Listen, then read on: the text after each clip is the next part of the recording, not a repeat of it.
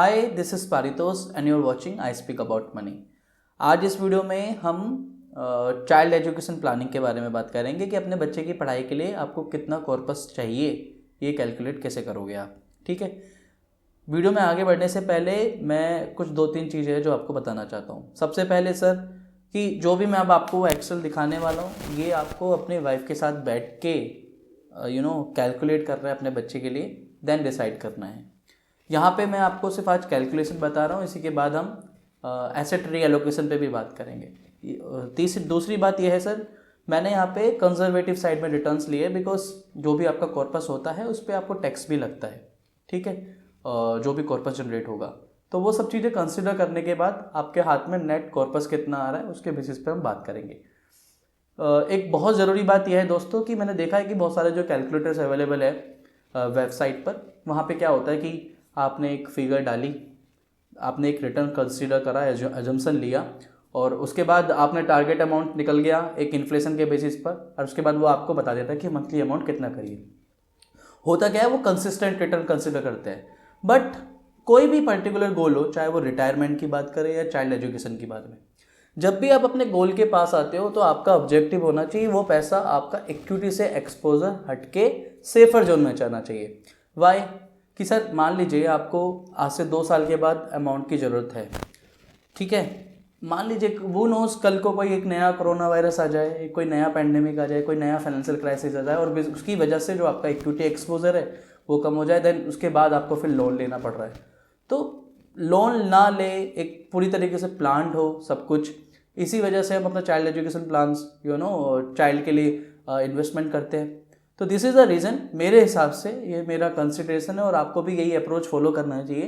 कोई भी गोल हो, चाहे रिटायरमेंट हो चाहे चाइल्ड एजुकेशन की बात करें, आप जब भी अपने गोल के कम से कम 2 से 3 साल के पहले जितना भी आपका कॉर्पस जनरेट हुआ है इक्विटी से, डेट से, वो सारा का सारा पैसा हटा के आपको धीरे धीरे डिप्लॉय करना है या एक साथ डिप्लॉय करना है। It's your choice, it's your strategy, but वो डेट में रहना चाहिए। उस पैसे पे यू कांट टेक रिस्क, उस कॉर्पस पे यू कांट टेक रिस्क।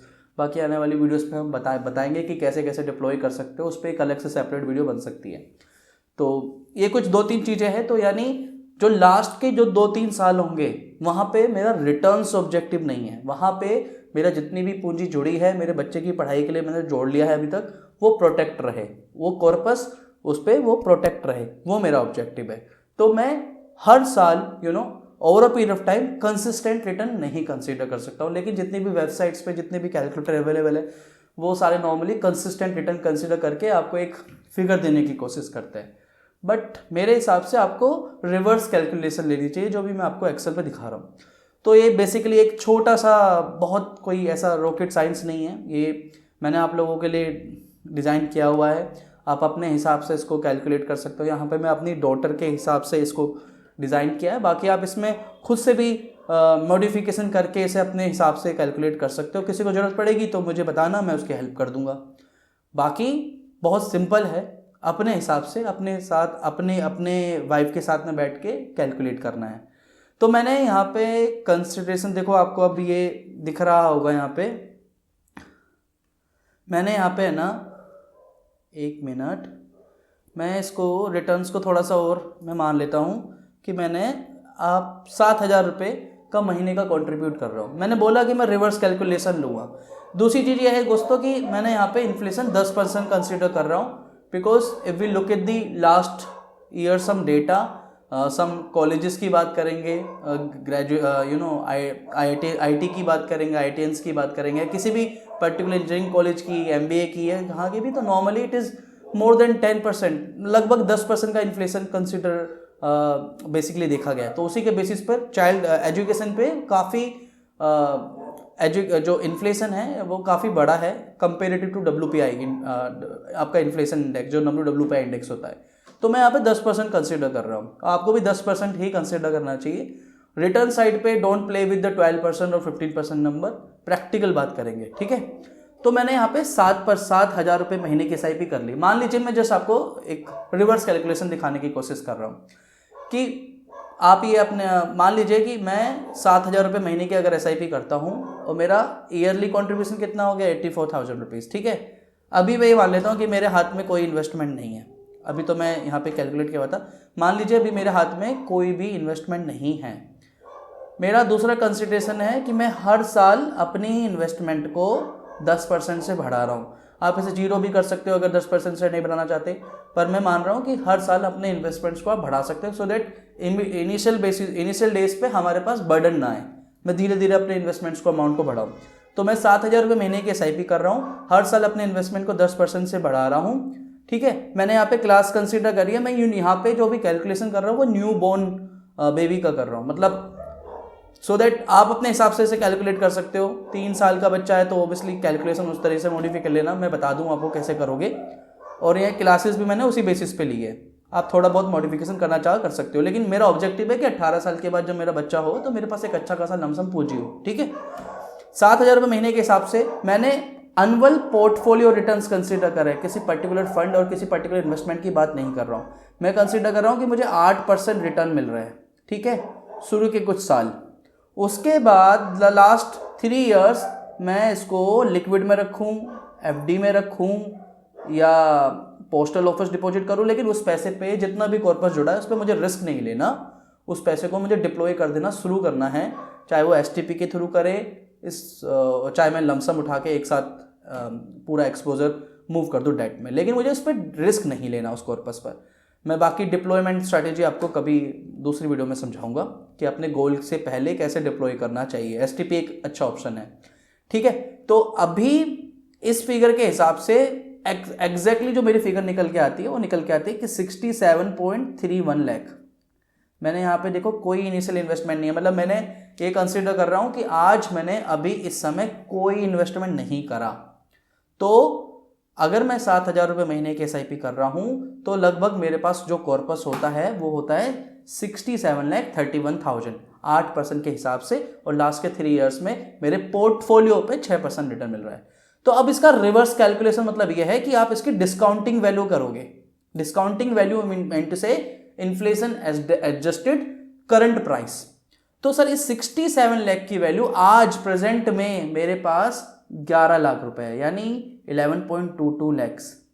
यानी मैं जो भी अगर प्लान कर रहा हूं या मेरी जो भी मंथली कंट्रीब्यूशन जा रही है उसकी वजह से अब ये आपको डिसाइड करना है कि आज मेरे पास अगर 11 लाख रुपए होते तो एट द एज ऑफ 18 मेरा बच्चा अगर इंजीनियरिंग की डिग्री में लेने जाता या कहीं पढ़ने जाता तो 11 लाख रुपए इनफ है। उस हिसाब से आप अपने पोर्टफोलियो को मूव करोगे, रीएलोकेट करोगे। ठीक है, देखो प्रैक्टिकल बात कर रहे हैं। आप में से काफ़ी लोग हो सकता है ये बोले कि मुझे तो अपने बच्चे को MBA कराना है IIM अहमदाबाद से, तो वहाँ तो 25 लाख रुपए की फीस है आज उसकी। तो प्रैक्टिकल बात कर रहे हैं, यू कांट डिसाइड ना राइट नाउ कि आपका बच्चा MBA करेगा या ये करने वाला है। आपका ऑब्जेक्टिव तो सर ये है कि मेरे पास एक अच्छी खासी लमसम पूंजी चाहिए। तो जनरल बात करो कि सर अगर मेरे पास आज 11-12 लाख रुपए है तो मैं किसी इंजीनियरिंग कॉलेज में, किसी ग्रेजुएशन के अच्छे कॉलेज में, कुछ अच्छे कोर्सेज के लिए इतने अमाउंट इनफ है, मेरे हिसाब से सही है। 11-12 लाख रुपए आज मेरे हाथ में होते हैं और मेरे बच्चे को आज चाहिए 18 साल के बाद ग्रेजुएशन के टाइम पर, तो 11-12 लाख रुपए इनफ अमाउंट है। इट डिपेंड्स ऑन यू कि आपकी स्ट्रैटेजी क्या है। आप अगर आप बोलना चाहते हो कि 18 साल के होते ही मैं उसको US से स्टैनफोर्ड यूनिवर्सिटी में भेज दूंगा पढ़ने, जहाँ पे फीस ही 1 करोड़ रुपए की है, तो प्रैक्टिकल बात करेंगे हम। क्योंकि देखो मैं ऐसा क्यों बोल रहा हूँ, अगर आप देखो यार इसको इस तरीके से अप्रोच ले लोगे, जैसे वेबसाइट पे क्या करते हो, वेबसाइट पे आपने टारगेट अमाउंट डाल देते हो 1 करोड़, 10% का इन्फ्लेशन डाल देते हो, और उसके बाद फिर आप बाकी चीज़ें डाल के वो आपके सामने दे देता है SIP का अमाउंट 25,000 रुपये। यार आप खुद सोचो, हर किसी के लिए तो अफोर्ड करना 25,000 रुपये हर महीने कंट्रीब्यूट करना कंसिस्टेंटली पॉसिबल नहीं है ना, इसीलिए मैं रिवर्स कैलकुलेशन ले रहा हूँ।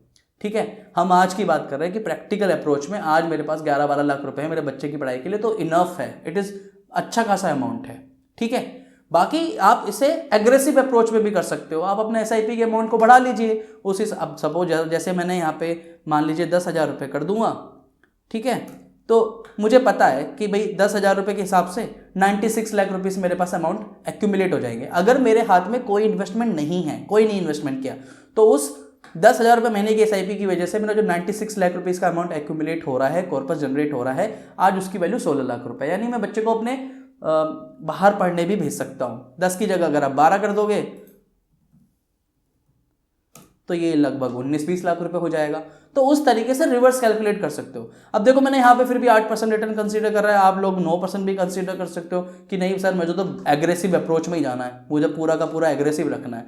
हालांकि प्रैक्टिकल तो नहीं है बट फिर भी मान रहे हैं चलो, तो 20 लाख रुपए उसकी वैल्यू है। अगर 12,000 रुपये महीने करते हो तो सर 1.22 CR अमाउंट हो जाएगा उसका मंथली कॉन्ट्रीब्यूशन से, लेकिन आज उसकी वैल्यू 20 लाख रुपये होगी। तो 20 लाख रुपये में आज आपको इनफ अमाउंट है, हाँ ठीक है, बाहर पढ़ने भी भेज सकते हो।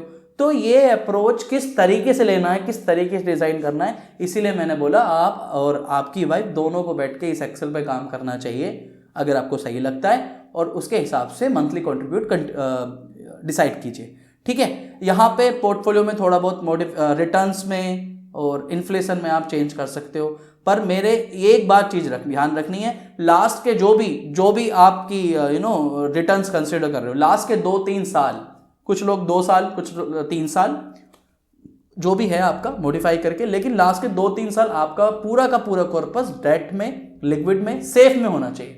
उसे कंसिस्टेंट ऐसा नहीं है कि लास्ट के 3 साल में भी मैं इक्विटी पे ही रखूंगा, वो सही नहीं होगा, वो गलत है। एक्चुअली वो अप्रोच गलत है, बिकॉज आपके कॉर्पस पर आप जब अपने गोल के पास में हो तो फिनेंशियल गोल के, तो रिस्क नहीं ले सकते उस पैसे पे। ठीक है, रिस्क लेना भी नहीं चाहिए, बिकॉज मार्केट आपके हिसाब से नहीं चलता है। यू नेवर नो कि कब कोई ऐसा पैंडेमिक या कोई ऐसा फाइनेंशियल क्राइसिस आ जाए और आपको मालूम चल रहा है कि जितने पैसे की जरूरत है, जितना टारगेट कर रहे थे, because of this 5 day event, because of this एक दिन का, एक महीने का इवेंट की वजह से सारा कॉर्पस 30-40% नीचे आ गया। तो ये ऑब्जेक्टिव है, इसलिए लास्ट के 2-3 साल में तो आपको अपना पैसा कितना भी कॉर्पस हो डिप्लॉय कर देना चाहिए डेट में, सेफ में, वहां पे चाहे 6% रिटर्न मिले, चाहे कैश में रखो, चाहे आरडी करो, चाहे कैश को सेविंग अकाउंट में रखो, लेकिन सेफ रहना चाहिए। ठीक है, क्लासेस के हिसाब से अपने चेंज कर सकते हो। अब सपोज करो जैसे मैंने आपको बताया था, मान लीजिए मेरा 3 साल का बच्चा है और मैंने अभी से इन्वेस्टमेंट करना स्टार्ट करा है। मान लीजिए सर मेरी 1,44,000 रुपीज़ की जो है ना, एक सेकेंड, मतलब मैं 12,000 रुपये महीने की SIP अभी से करता हूँ। ठीक है, तो ये आप बाकी की कैलकुलेशन हटा दीजिए। तो सर अगर मैं अभी 3 साल का मेरा 3 इयर्स चाइल्ड है, क्लासेस अपने हिसाब से लिख लेना, क्योंकि ये तो सिर्फ आप अपने हिसाब से चेंज कर सकते हो। 1,44,000 इसको 0 कर दीजिए। ठीक है, मेरा 1,44,000 है, मैं 9% रिटर्न कंसीडर कर रहा हूँ, तो उस हिसाब से ये कितना हो गया, 17 लाख रुपए करीब का, मतलब 12,000 रुपये महीने की SIP के हिसाब से 77 लाख रुपीस आपके बैठ जाते हैं। ठीक है, लास्ट के 9% रिटर्न, लास्ट के 6 वही सेम सिनेरियो, तो 17 लाख रुपीस की वैल्यू है आज की, तो उस हिसाब से आप कर सकते हो। इसके साथ में सर आप ये भी कर सकते हो, मैं आपको एक सेकेंड दीजिए। सपोज करिए मुझे एडिशनल, मेरे हाथ में आज मान लीजिए 5 लाख रुपए का है, मतलब मैंने 5 लाख रुपए ऑलरेडी सर इन्वेस्टमेंट किए हुए हैं कहीं भी किसी इन्वेस्टमेंट में। अब यहाँ पे यार यूलिप प्लान्स और ये इंश्योरेंस प्लान्स की मैच्योरिटी अमाउंट मत डालना, वो ऑप्शंस मुझे नहीं लगता, बच्चे के नाम पे इस तरीके के प्लान्स नहीं लेने चाहिए। हालांकि उस पर कभी सेपरेट वीडियो पे बात करेंगे, लेकिन मान लीजिए आपने 5 लाख रुपए इन्वेस्टमेंट्स किए हुए हैं आपने बच्चे की पढ़ाई के लिए। ठीक है, रिटर्न आपने मान लीजिए मैंने 9% ही मान लिया, तो सर इस 5 लाख रुपए की वैल्यू और 12,000 रुपये महीने की SIP चल रही है, तो लगभग 1.18 CR का अमाउंट आपका एक्यूमुलेट हो जाएगा, प्लस आज उसकी वैल्यू 19 लाख है। आप बीच में और अमाउंट ऐड कर रहे हो सर, कर सकते हो, तो उसे आपसे डिसाइड कर लीजिए सर कि मुझे इतने इतने करना है, तो अमाउंट आपका कैलकुलेटर, ये पूरा कैलकुलेटर मैंने आप लोगों के लिए बना दिया है। ठीक है, आपको इसमें जो प्ले करना है, इन्फ्लेशन के साथ तो प्ले मत करना, 10% ही कंसिडर करो, 6% मत कंसिडर करना। रिटर्न्स के साथ, रिटर्न्स यहाँ पे किसी पर्टिकुलर फंड, किसी पर्टिकुलर इन्वेस्टमेंट की बात नहीं कर रहे, पोर्टफोलियो की बात कर रहे हैं। क्यों? क्योंकि जब बच्चे की पढ़ाई की बात आती है तो सारा का एक्सपोजर आप इक्विटी में भी नहीं रख सकते हो। काफ़ी अच्छे इन्वेस्टमेंट ऑप्शंस हैं, सुकन्या समृद्धि है, PPF है, और उसके अलावा इक्विटी, डेफिनेटली इक्विटी में मेजर एक्सपोजर होना चाहिए 70-80%। और उस तरीके से पूरे पोर्टफोलियो पे मुझे कितना रिटर्न मिल रहा है, मेरे हिसाब से बैलेंस एडवांटेज फंड और मल्टी एसेट एलोकेशन फंड एक अच्छा ऑप्शन हो सकता है, लेकिन उस पर एक अलग से सेपरेट वीडियो में बात करेंगे। आपका आज का ऑब्जेक्टिव यही था कि सर कॉर्पस कितना चाहिए, ये कैसे डिसाइड करोगे। उसके लिए हमेशा कोशिश कीजिए कि रिवर्स कैलकुलेशन कीजिए। ऐसा नहीं कि वेबसाइट पे जाके ढूंढा, एक मंथली अमाउंट डाला, एक टारगेट अमाउंट निकाला, एक कंसिस्टेंट रिटर्न डाल दिया और इनफ हो गई। नहीं, क्योंकि लास्ट के 3-4 साल में आपको अपने पोर्टफोलियो को डेट में डिप्लॉय करना है, उस हिसाब से देखिए कि आज मेरे पास अगर 20 लाख रुपए होते, अगर मैं जो भी मेरी स्ट्रैटेजी है 5,000 रुपये महीने का कंट्रीब्यूशन कर रहा हूँ, आज मेरे पास उसकी वजह से मेरे पास इतना कॉर्पस जनरेट हो जाएगा। और अगर मेरे पास आज इतने अमाउंट होता तो मैं ग्रेजुएशन में प्रैक्टिकल बात कर रहे हैं, प्रैक्टिकली इतना अमाउंट इनफ होगा, उस हिसाब से डिसाइड कीजिए। और अब आपकी ड्यूटी है सर, अब आप ये एक्सेल में आप लोगों को दे रहा हूँ, नीचे डिस्क्रिप्शन में लिंक डाल रहा हूँ, आप कैलकुलेट कीजिए।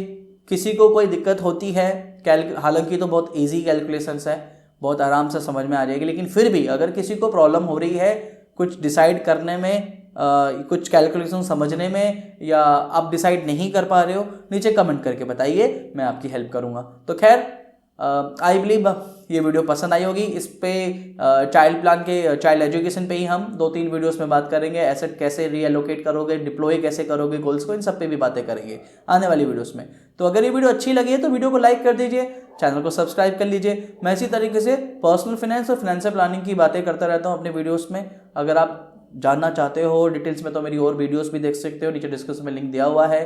और मेरे को सब्सक्राइब कर लीजिए, बेल आइकन पर जरूर क्लिक कर लीजिए। इस वीडियो को अपने फ्रेंड्स, कलीग्स, अंकल जहां भी पहुंचाना चाहते हो ज़्यादा से ज़्यादा शेयर कीजिए। तो खैर नेक्स्ट वीडियो मिलेंगे, तब तक के लिए धन्यवाद। वंदे मातरम, जय Hind. Like a bird on a tree, I'm just sitting here. I got time.